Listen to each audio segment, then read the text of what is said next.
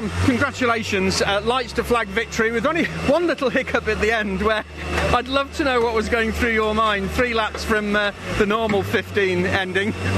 The safety car came out. That was a bit rude, wasn't it? That was a bit rude, that.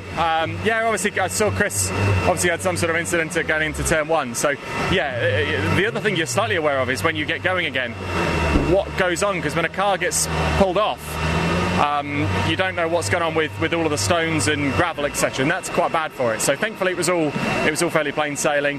Dan was obviously super keen to try and make moves early on, so there was a bit of contact going into turn 2 or whatever it is. That's that first complex. No harm done. I think just keen to sort of get a bit of a race on. So. Great result. As Team Virtue, we've had a really, really good result there. You don't want to wish misfortune on anybody, but obviously with Ash getting a puncture does us a bit of a solid.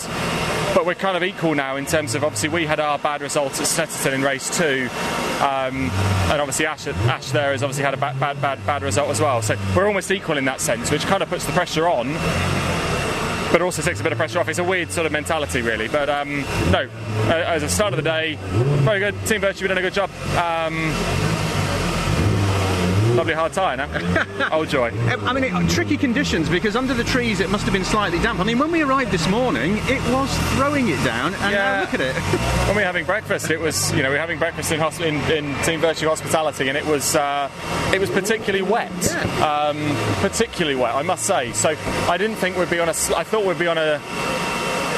Doesn't really work for radio, but this. If anyone has seen my socials, they'll know what this is. Yeah. We kind of expected it to do that. So yeah, good. It dried actually fairly quickly. I was convinced we were going to end up on an intermediate tyre, but thankfully not.